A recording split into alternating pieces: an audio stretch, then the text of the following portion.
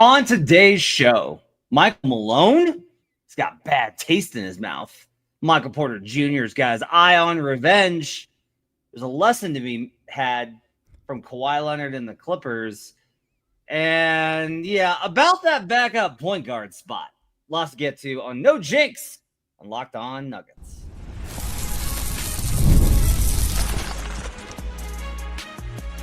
You are Locked On Nuggets, your daily Denver Nuggets podcast. Part of the Locked On Podcast Network, your team every day. Welcome to Locked On Nuggets, your daily Denver Nuggets podcast, part of the Locked On Podcast Network, your team every day. Thanks for joining us and making us part of your day, being with us Monday through Friday. We are here. We are back. It is official. Media days have begun for some of the teams in the National Basketball Association, and so fair to say, Nugget season is here. Glad to have you guys with us, whether you're checking us out on the podcast. If you are, take a second and give us a review. Just 30 seconds and a little review helps us, goes a long way. If you're watching at youtube.com/LockedOnNuggets, give us a like and subscribe. Goal is going to be 15,000 followers this season. We think we can do it. We're going to get there. 15,000 subscribers. So hit us up at youtube.com/LockedOnNuggets. I'm Matt Moore. I write for the Denver Dig. I write for Hardwood Paroxysm. I write for the Action Network. And I'm co-host of Locked On NBA Daily. His name's Ryan Blackburn. He's a senior NBA writer for Mile High Sports, covering the Denver Nuggets, as well as the host of Pickaxe and Roll, the podcast that you can find in your stuff. Real quick, I just want to give a shout out to Jeff Morton, King of Thornton, the legend. He had death in the family. I just want to let Jeff know that we are thinking about him. So I want to give shout outs. If you have not, if you know Jeff on the old social medias, let Jeff know that you're thinking about him. Okay, on today's show, we're going to talk about, I got some thoughts on Kawhi Leonard and the Clippers and the Nuggets and culture and blah, blah, blah, blah. We're going to get to MPJ's comments. We're going to talk about the backup point guard situation. We're going to move that to the end, the third segment. So last segment, we're going to talk about the backup point guard spot and kind of Ryan's thoughts on who can handle, who can't, who can run backup point is really one of the questions I want to ask Ryan. But we're going to start with some comments from former coach of the Denver Nuggets, Michael Malone, who was on Sirius XM radio on Tuesday. And he was on with the starting lineup with Brian Scalabrine and Frank Isola. And he said he's got bad taste in his mouth. He says, when asked about being a coach again, he says, it's definitely something I'd love to get back in. I still have a bad taste in my mouth with how things ended in Denver, and I'd love to go out on my own terms. With that being said, what I've learned over my many years in this league is how important it is to go to work every day with people you care about, you trust, you respect, and that are all pulling in the same direction. So when I have a chance to go back to the NBA, I just want to make sure I'm working with a group of people that are like-minded and share a common vision and are willing to do whatever it takes to make that vision become a reality. And if that situation pops up, I would love to get back on that sideline. Ryan, your reaction to most comments? Yeah, I mean, it's straight fire from Michael Malone. It is exactly who Michael Malone is, right? Like, we've gotten to know him over the course of the past 10 years, and he is a spitfire. He is somebody who does not take personal affronts lightly. We knew that from his days in Sacramento. He refused to wear the color purple, and his family refused to wear the color purple for a long time. And that has stuck with him, and he is not going to let this go, nor should he let this go lightly, because he was the head coach of the Denver Nuggets, a team that won a championship just 2 years prior. And I'm just going to sit here and say a lot of the issues that got him fired were not his own making. There were some, but there were a lot of issues. You know, I think that Michael Malone would love to coach the 2025-26 Nuggets. I think the way that they built the team, the way that they traded Michael Porter Jr. for Cam Johnson, they added veterans at every key position. They have a consistent bench. Everybody seems to be pulling the same direction. So it's tough because Michael Malone ended his terms on the 2024-25 Nuggets, which were not well constructed. And I think that probably leaves a sour taste in the mouth for everybody involved.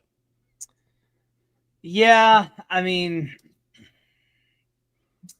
I think where I'm kind of at with everything is I think that if Calvin hadn't made the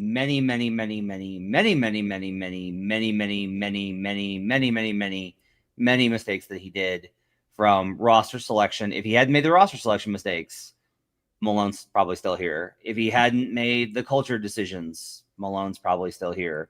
If he hadn't been so combative and backbiting and leaked as much as he did, Malone's probably still here. But he did, and Malone responded in kind. And a lot of this kind of gets into, I don't think Malone was in a great space for much of the past 2 seasons. Sure. I think for a lot of reasons. I think, I don't know the man personally, but I think his dad dying was really hard on him, the way that you would expect it to be. And I think that combined with the stress of trying to repeat and everything else, as well as the tension, and as well as like the feeling of he won a championship and he's the winningest coach in Nuggets history. Like, he thought he was invincible and he wasn't. And I think the mistakes that were made on his part were his mistakes, even if they were caused by Calvin's behavior. Like, I wrote a lot before he got fired about how bad it was. And I went on the Low Post and talked about like how bad it was. We talked about it on the show. Anytime that you've got people that are afraid to talk to people in the organization for fear of being perceived as one of their guys and between factions, then both sides have gone wrong. Right. And if Malone, and I think to Malone's, I think it's tough because it's like, well, if he had just, stayed out of that and kept his head down and done his job, well, one, he did. He just been coaching the team. 2, it may have been completely lip service the way that Malone repeatedly tried to build bridges through the media. Because like Malone was like, no, we have enough shooting. We can figure it out. That's on me. Like, we have enough, right? Like, I've got to give the young guys a chance. Like, Malone continuously tried to like say things that were giving towards Calvin's way of saying. He just, on the behind closed doors, he was MFing him. Yeah. And that's the problem. I think I don't blame Malone for being upset that it ended, but I feel this way about most things in life. There's a quote from a very old Tom Cruise movie called Cocktail, where this girl says, "I don't want things to end badly." And he says, "Of course things ended badly. Otherwise they wouldn't end." And that to me is kind of the reality of this. No one really gets to walk away from an NBA coaching job on their own terms. No, of course not. And unfortunately, Denver gave him a 2-year, $24 million extension that he never even was able to see. Now he's going to get paid all of that money. And that's one of the reasons why Stan Kroenke is very much more taken over in some things within the organization, we think. But I do think that there is the power dynamics were certainly a thing. He was one of the highest paid coaches in the entire NBA. And that absolutely, it kind of goes to your head a little bit because you expect to be treated with a level of respect and deference in that situation. And I don't think he was willing to give an inch to Calvin Booth, who wanted to come in and establish his own team, establish his own choices and say that he was right about a lot of things. And obviously Michael Malone was going to fight back against that. And we could do revisionist history for it all the time. But fact is, we're going to get to do it over the course of the season because he's going to be on ESPN for the entire time. One final thing on this one, and then we'll talk about MPJ coming up in a sec. I would say this, that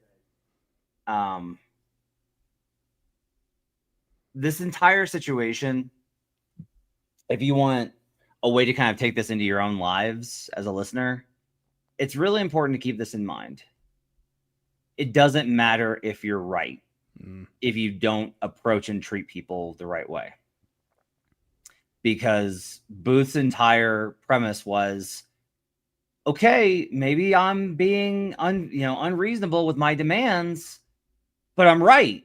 These guys are going to be great. Jalen Pickett is going to be a Hall of Famer.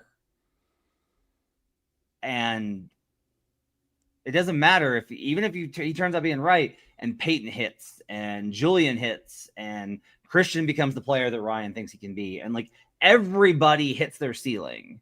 It doesn't matter because he didn't treat people well enough to keep their relationship. And from most standpoints, the same thing. It doesn't matter that you're right that veterans win championships. It doesn't matter that you're right that the players wanted to play with other veteran players. It doesn't matter that these players were not worth the trust that you were being asked to give them because you approach things in the wrong way because you were trying to prove a point and earn power. And once you get into that dynamic, you're not working towards the benefit of the team. And that's when you've lost. And that's when I think that Malone lost the locker room. 100%. He lost it over the course of it was time. Of course, this thing had run its course, and could Mike Malone be winning a championship with this team in 2025-26? Yes, but that's not necessarily the direction that the team needs to go for both their present and their future. Like this was something that was probably going to come down the pipeline at some points, and it just happened to boil up in the most explosive way possible. Yeah, that's a good point. That it was unavoidable. Good point. Coming up, does Michael Porter Jr. want revenge? Not really. I said that in the headline, but not really. But he does want to go at him. We'll talk about that. Plus some thoughts on Kawhi Leonard and the Clippers fiasco. And we'll get Ryan's thoughts on backup point guard. All that and more coming up on Locked On Nuggets. The NFL season is here, and FanDuel is making sure you're ready for kickoff with a can't-miss offer. Right now, new customers can bet just $5, and if your bet wins, you'll get $300 in bonus bets to use across the app. Great spot for the Broncos this weekend. Absolutely phenomenal spot. They are in a really good position here to bounce back. I almost played them in Survivor. I was very close to playing them in Survivor because I am that confident they're going to win. They will be back ahead of the team from Kansas City in the standings in the AFC West very shortly. That Chargers game, pretty honestly, was pretty much a coin flip. That was not a bad result, honestly. It's a tough schedule spot. This is much better. Broncos should be back in the action. My survivor this week is unbelievably. I'm going with the 0-3 Houston Texans because they're facing the Titans. I'm very nervous for survivor this week. But there's lots of things you can get on at FanDuel. You can anytime touchdown, great market. It's just a lot of fun to root for a guy to get in the end zone. That's always going to be a blast. So make sure that you're getting the most you can out of your entertainment at FanDuel. Are you ready to play? Download the FanDuel app now by visiting FanDuel.com to get started. That's FanDuel.com to place your first $5 bet. We'll be right back on Locked On Nuggets.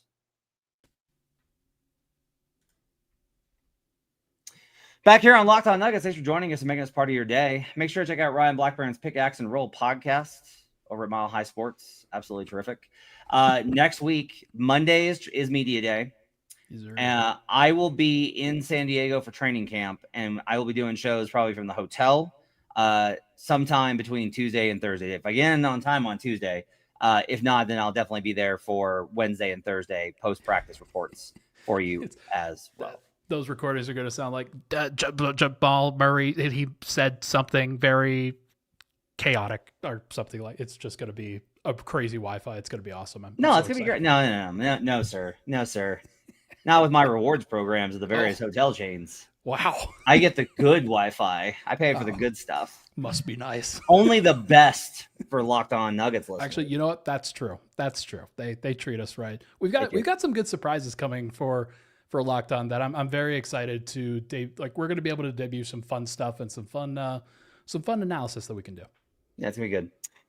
Okay, let's talk real quick about Michael Porter Jr. So Nets Media Day was on Tuesday. Porter said, quote, "When we play the Nuggets, it's going to be up for sure. It's going to be," actually, this was on the Justin LeBoy show. "It's going to be fun. I'm going to go at them dudes, and I know they're going to go at me. It's going to be really fun because I want to show them I'm in a whole different role now with Brooklyn." You know who loves being famous is Michael Porter Jr. Michael Porter Jr. Like all of these shows have been great for Michael Porter Jr. That dude loves to be on camera. Expanding the brand. A lot more brand opportunities in Brooklyn. And like the whole thing is like MPJ wants revenge, but that's not really accurate. He just said this is pretty typical. He's going to go at him. I don't think MPJ's got like a revenge factor. I do think that MPJ would like to be able to show them he could have been more than what he was, because the entire time they were like, just do your job, just do your job, just do your job. And now he doesn't have to do that job. He can do the job that he's always thought he can do. That to me probably reads like Michael Porter Jr. has 28 with 4 threes in a 7-point loss. That's what that reads like to me. But I am kind of curious to know, like, here's the big one, Ryan. What would be your reaction if Porter had like 35-40 in a Nets win over the Nuggets? I mean, it would be funny. Like the first and most important thing is the hilarity of it all, because does that mean anything in the grand stretch of the Nuggets championship hopes? No. But it is, I think, an ironic thing that would kind of face Denver, where they've had a lot of these guys that they've traded in the, like, across this Jokic, Michael Malone, Jamal Murray timeline, where other guys haven't been on it or have gotten off at various spots. And Yusuf Nurkic gave the Nuggets the business, and Malik Beasley gave the Nuggets the business, and Jared Vanderbilt pestering Jokic in games and making plays and giving the Nuggets the business at various points. And usually those don't age very well. And with this, I think it's probably going to be more of the same. But if Mike has 35 to 40 points in a big win against Denver, I'm kind of curious as to your thoughts. Like, which individual do you think he would be directing his comments at the most during that game? Which singular person would he be talking to the most? A good question. I've got a very easy answer. Okay. It's Jamal Murray, man. It's Jamal Murray. I was told repeatedly by certain people that Jamal did not try and freeze out Mike ever. I don't think he tried to freeze him out, but what I have a very strong suspicion that Jamal Murray loves being the number 2 to the peanut butter and jelly that is Nikola Jokic and Jamal Murray on the Nuggets, and anything that was kind of conflicting with that was definitely not in line with the way that they wanted to do things. And that's not just a Jamal Murray thing. That was also a Michael Malone thing. So Michael Malone's obviously not there to go back and forth, but it would be Michael Malone if he was across the sideline from him. There's no question about it. But now it is Jamal Murray, who is the second option on the Nuggets, and not Michael Porter Jr. I think actually it'll just be AG, and it won't be like, it won't be mean spirited. It'll just be those two. Yeah, that bucket was tough. Yeah. So yeah, it'll be friendly. I don't think it'll be a bad thing. No, I mean, look, here, like you said this on, I believe it was Sunday, that everything about Michael Porter with the Nuggets was mostly like, there was never a question about how committed he was to the team. There was never a question about how committed he was to be like helping the Nuggets be the best version of themselves. He sacrificed along the way. He played, he was available. He did everything that he was supposed to do. There's no question about that. Now he wants to spread his wings. He's going to get an opportunity to spread his wings, and we're going to see if he can fly, man. It's going to be a very interesting season. I like if you had to put numbers up to it. Go ahead. Actually, go ahead. No, you're good. If you had to put numbers up to it, what do you think he averages per game? Like points, rebounds, assists.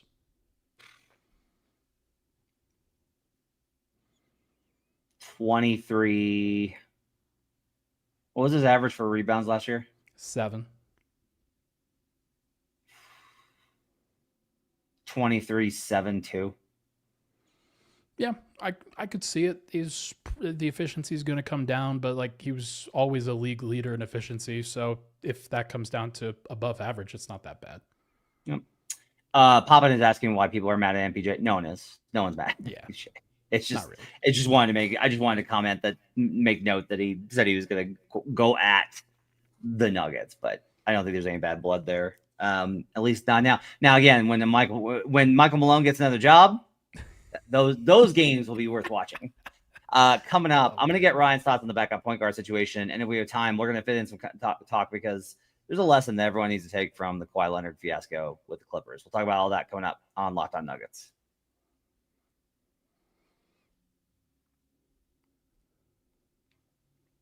Final segment here on Wednesday with you on Locked On Nuggets. No jinx. We'd never jinx anybody. Thanks for joining us. Appreciate you guys being with us. Give us a like and subscribe. Hit the 5-star review. All that good stuff. It really, we say that on all these shows, and everybody says it on the shows. Like this, it's competitive, right? And we're trying to get the word out about how good we think the show is. So please help us out by supporting us there. Ryan, let's go ahead and talk about backup point guard because I want to make sure we get to this. Okay. That's been the position that most people wanted the 15th spot to go to. There's still a lot of concern. Monte Morris signed with the Pacers today on the minimum. What is your vision for what the backup point guard spot's going to look like this season for Denver? It's going to look a lot like the latter half of the championship season, which was, hey, Jamal Murray is going to start. Bruce Brown is going to be the backup. And what that's ultimately going to turn into a lot of times is Jamal Murray will stagger with the second unit to provide them extra ball handling. You always want to have, like, if you do believe in your 2-star approach, if you believe that you want Nikola Jokic out there or Jamal Murray out there, then there are going to be a lot of moments where Jamal Murray is going to be running the show with the second unit. And I think there are advantages to that with Jonas Valanciunas out there is a little bit more like Nikola Jokic as opposed to DeAndre Jordan or Zeke Naji or anybody like that. And I think that there's a world where it is a positive for Denver. Is it likely? No. Do they want to overtax Jamal Murray and have him play 36 minutes a night again? No. But I think that there is a world where that is Denver's best lineup, and it's actually Bruce Brown staggering and then them playing with the starters, and then Jamal Murray kind of replacing him and playing with the bench. I'm going to be really interested to hear what Adelman says about the stagger stuff on Media Day. I'm expecting him to say, like, hey, if it ain't broke, don't fix it. We won a lot of games with this, et cetera, et cetera. But, like, I would like to see a stretch of time to see what happens if you don't stagger Jamal. I would just like to see, like, a stretch of time and see what happens. Well, we had it this past year, and it sucked. The Russell Westbrook. So the beginning of the season, part of this was adulterated by Dario Saric being horrible. But Russell Westbrook, Julian Strawther, Michael Porter, Peyton Watson, Dario Saric was the starting unit or the primary bench unit that they used at the beginning of the season. And it was so bad, and Michael Porter was so bad with that group and couldn't really contribute to it as a driver of offense and like they could have really put the ball in his hands, that they went away from it very quickly and decided to go Jamal instead. We agree that even though the numbers were fine, we don't think the bench was good last year, right? I think it was better when Jamal was out there. I think, and that's not what I'm asking. That's not what I'm asking. I'm asking what the good. No, of course not. Okay, so this is the reason I kind of point this out is just to get the divide here. Is your thing is very much like it goes to pot without Jamal, so Jamal's got to play because it's bad. It's worse without him. And I'm of the opinion of just like, yeah, but there's a combination out there with actual competent NBA players that theoretically will be not great, but good. Okay. So what is that combination then?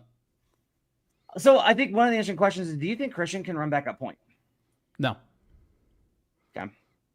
That's not his game. He's more of he's going to be a 3-and-D guard with some extra, but it's not like initiating of offense extra unless it's next to Jokic. Right. Okay. Are you okay with him running point in the Jokic stagger lineups?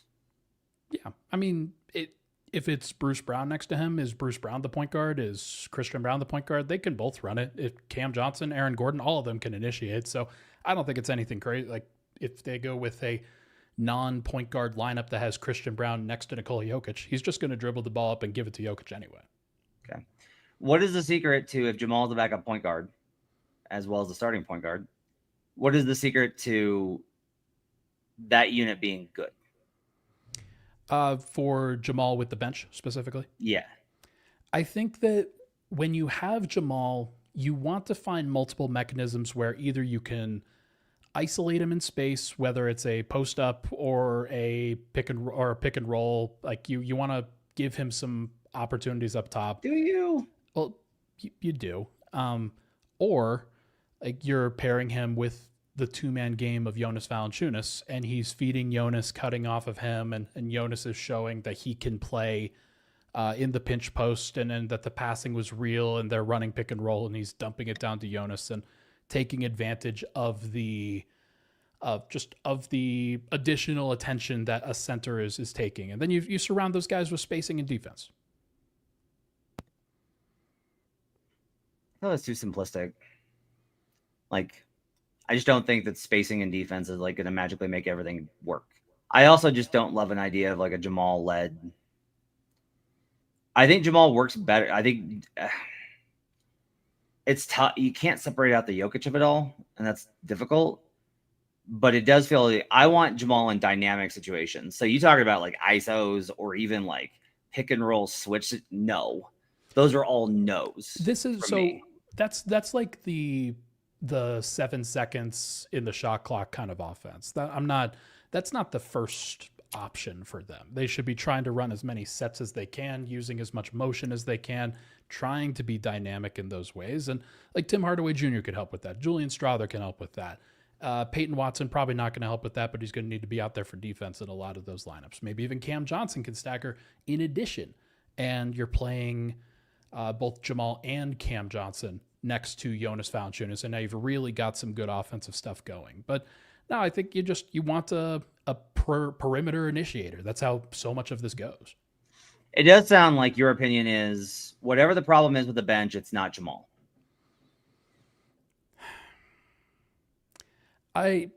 This is the year that if it doesn't work, then you have to really start looking at Jamal. You can acknowledge that each of the past 2 seasons, the bench has been unsolvable for the most part, right? Yeah, 100%. No player except Jokic could make that thing work.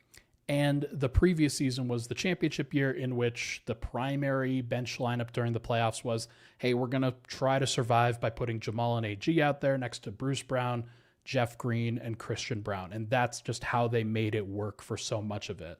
I think you try to get back to some of those, except instead of Aaron Gordon, it is Jonas Valanciunas in a more traditional sense. And you just let it ride with that. Is there a world that you can see where Jalen Pickett becomes the full-time backup point guard?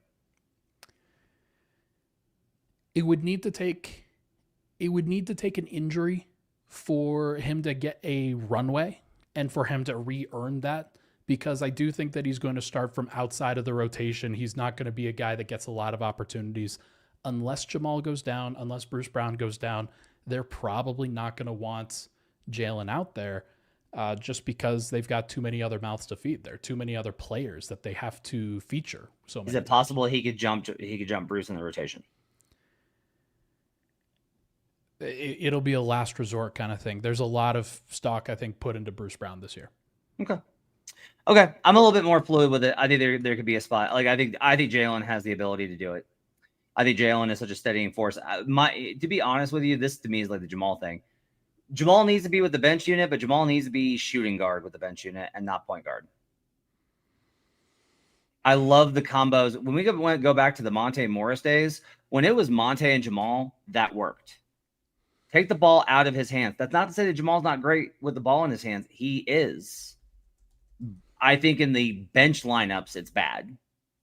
So to me, that's the combo. What are you fact checking me on right now? I'm looking at the Pickett plus Murray without Jokic minutes on cleaning the glass. It's taking a little bit. So come back. Did it exist? It does exist. Because I don't think so. You should use Data Baller, by the way. It's faster. That's a great idea. Is I get the spinning ring of death here. Yeah. So I just think that there's a possibility of. I love Jamal in any capacity where he's a spot up weapon.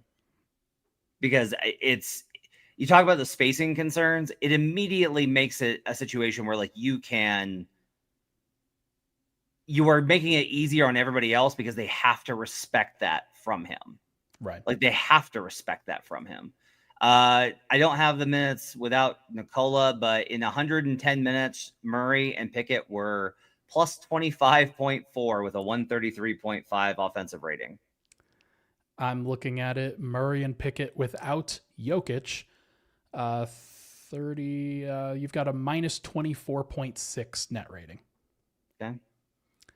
So it's a small sample size. It was 36 minutes. So there's growth opportunity there. I'm not going to write it off out of hand, but I kind of tend to think that Jalen's going to be behind Julian Strother in the pecking order, which means he's going to be behind Tim Hardaway in the pecking order, which means he's going to be behind Bruce Brown in the pecking order. But here's the thing. David Adelman's made it very clear that there's no more of this like entrenched hierarchy. Okay. Well, we'll see how that goes after Denver added 3 veterans, including 2 on veteran minimums who are probably playing for future money as well. I don't know, man. I'm kind of the opinion that we might actually see it. I'm the one that's usually like no veterans play, and I kind of believe that Adelman's in a unique position here. We'll have to talk about that maybe a little bit more next week. Before we get out of here, I want to talk a little bit about the Kawhi Leonard situation with the Clippers and aspiration and the scandal and all this. The real endpoint of this that I think I want to kind of make a comment to Nuggets fans is, one, be grateful because you have Jokic who doesn't have his uncle or brothers pressuring that I know of. I'll say that pressuring the team for side deals, wanting them to give them ownership in various teams, wanting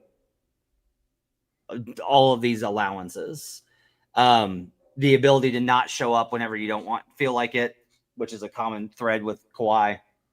Jokic shows up, he does his job, he goes home. And you should appreciate that. You should also keep in mind for the time that after Jokic leaves the Nuggets, you should remember that there are guys who, no matter how talented they are not worth the hassle. They are not worth what it does to your culture. They are not worth what it does to your locker room. They are not worth what it winds up doing to your team. Kawhi Leonard is a phenomenal player. He's got 2 titles. One is a role player on the 2014 Spurs, and one is the best player on the 2019 Raptors after Kevin Durant and Klay Thompson both had series-ending injuries. He's a phenomenal defender back in the day. He's still a very good one. He can make a great jump shot. Some nights he's amazing. He is not worth the amount of misery he has inflicted on franchises because of how you treat people, how you interact with people, what you contribute to a team concept does matter, even in the cutthroat business of the NBA. Just keep that in mind for the time whenever Jokic is gone and the Nuggets are looking to the next guy. They've got to be about the right things. Getting buckets, collecting a check, and going home is not good enough anymore. It just isn't. Like that's not something that is cool. And like, I know that Kawhi in some ways is compared to like a Kobe or a Michael Jordan based off of his play style, based off of what he does on the court.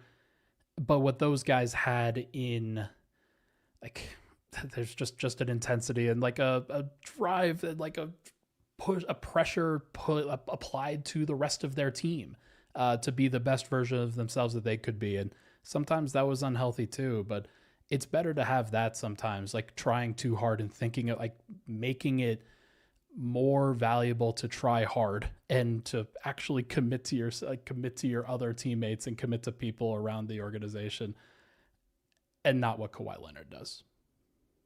It's going to do it for Locked On Nuggets. Appreciate you guys being with us. Thanks for joining us. Make sure to check out Ryan over at Pickaxe and Roll. We'll be back with you tomorrow as on Thursday at 4 p.m. Eastern, 2 p.m. Mountain. You'll have me and Swipe Up for Swipe and Gripe. Appreciate you guys being with us. We'll see you guys again next time here on Locked On Nuggets.